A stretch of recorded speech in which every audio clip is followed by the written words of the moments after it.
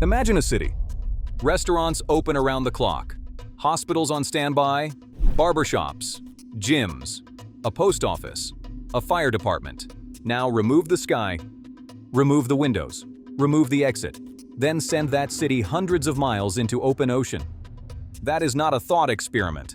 That is daily life for roughly 5,000 sailors aboard a deployed supercarrier.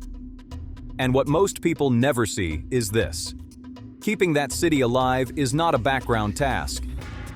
It is an operation inside the operation. Every meal, every rack, every shower, every hour of sleep, every one of those systems has to hold, because the moment one slips, pressure moves through the entire ship. So how do roughly 5,000 human beings actually live inside one of the most powerful warships ever built? How do they eat, sleep, wash, work, and stay mission-ready for 6 to 9 months with no easy way off? That is what we are going to show you today.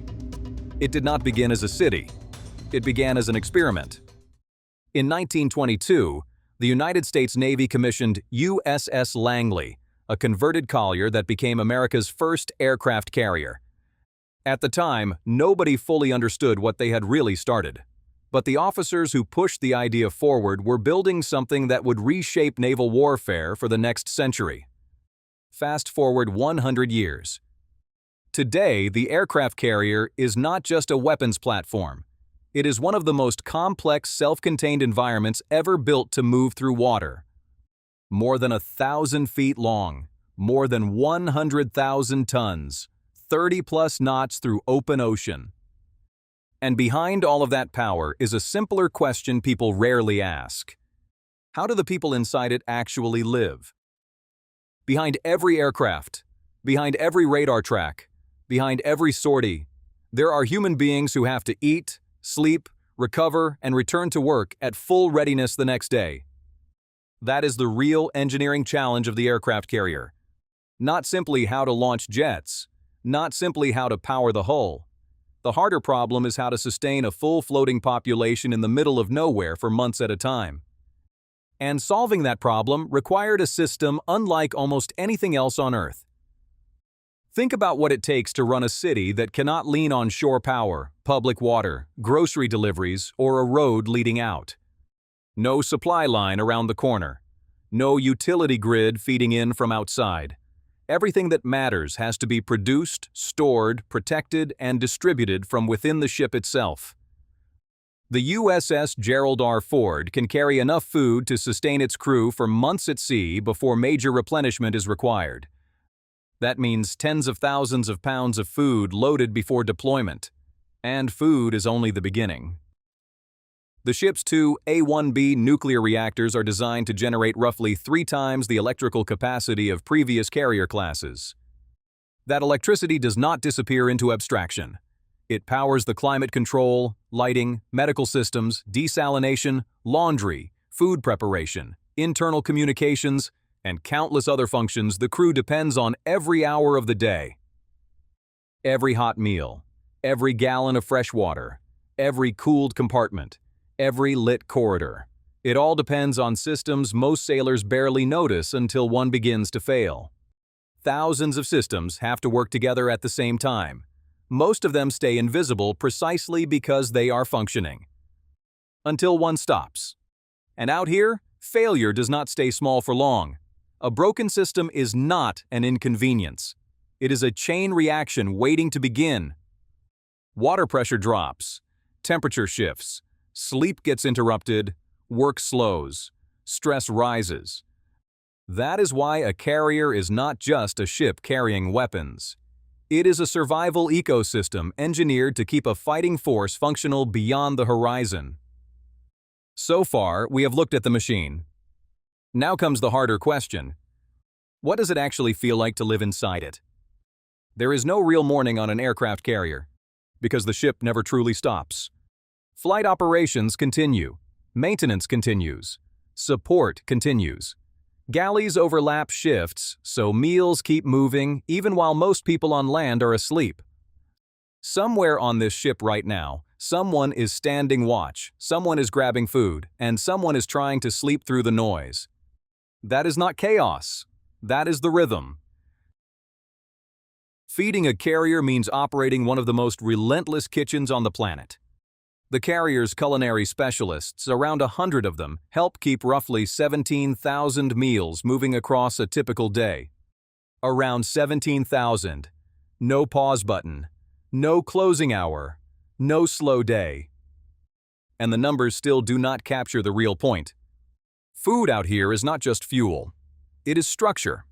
It is morale. It is one of the few parts of the day that can still feel human. The Navy sets nutritional standards for meals because alertness, endurance, and readiness begin long before anyone reaches the flight deck. And on birthdays, holidays, and crossing the equator ceremonies, the galley goes further. Because morale is not soft. On a deployed warship, morale is part of combat effectiveness. Now imagine trying to sleep in that world. Sound design jet engine building off-screen, catapult thud shaking the frame, brief silence, then another launch rolling through the hull. 24 inches above your face. Steel. That is the rack. Sailors sometimes joke and call it a coffin rack. Racks are typically about 72 inches long and roughly 26 to 30 inches wide, depending on the ship and berthing layout. Beneath that space sits a storage locker barely large enough for the essentials of your life out here. And that is where the scale of the ship suddenly becomes personal. Sleep on a carrier is not just difficult, it is managed. Some sailors work days, some work nights, some cycle between schedules every few weeks as the ship's demands change around them. Ford-class carriers introduced improved berthing design, including smaller compartments, better sound insulation, and more individual control over lighting and ventilation. A modest improvement on paper, a major difference on month 4 of deployment. Then there is the shower, the Navy shower. Wet yourself down, water off, soap up, rinse, done. Because even on a ship this large, fresh water is not something you waste casually when thousands of people depend on it every day. Water discipline is not a preference, it is policy. And laundry carries the same logic. The carrier processes thousands of pounds of laundry each week in spaces many sailors describe as some of the hottest and most physically punishing work areas on the ship. 6 to 9 months. No open street to walk down. No easy privacy. No simple way to step outside your life and reset. For many sailors, the hardest part is not danger. It is repetition. The sense that one day begins to blur into the next. The Navy understands that pressure, which is why a carrier carries more than weapons and machines. It carries places that help people endure. Gyms, a medical bay, a barbershop, a chapel, a small store, even internal broadcast capability. Not luxuries, necessities, because sustaining the human being is part of sustaining the deployment. And in those rare quiet windows between noise and routine, many of them find something unexpected. Not comfort exactly. Something closer to hard-earned peace. There is a question military strategists have debated for decades. What actually makes an aircraft carrier powerful? Most people point to the jets, the missiles, the reactors, the sheer scale. And all of that matters. But officers who have commanded these ships often arrive at a different answer. The people. Not as a slogan, as a military fact. Without a fed, rested, functioning, resilient crew, even the most advanced carrier on Earth cannot do what it was built to do. Every meal planned, every shower rationed, every sleep window protected when possible, every small act that helps a sailor stay steady through another day at sea. It all supports one thing: the mission. Because the mission does not run on fuel alone. It runs on people who chose this life. Thousands of miles from home, months from familiar voices, sleeping in a steel compartment the size of a closet, showering in minutes, eating on a schedule the sea does not care about, and still showing up with discipline. That is the hidden truth of the modern supercarrier. Its strength is not just measured in steel, reactors, aircraft, or tonnage. It is measured in the human beings who keep all of it working when the horizon is empty and the days begin to blur. Steel carries the aircraft. People carry the mission.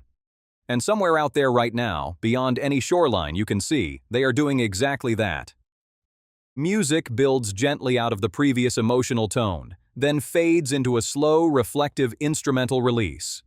No crescendo, no dramatic stop, just ocean, machinery, and the low, steady hum of a ship that never truly sleeps.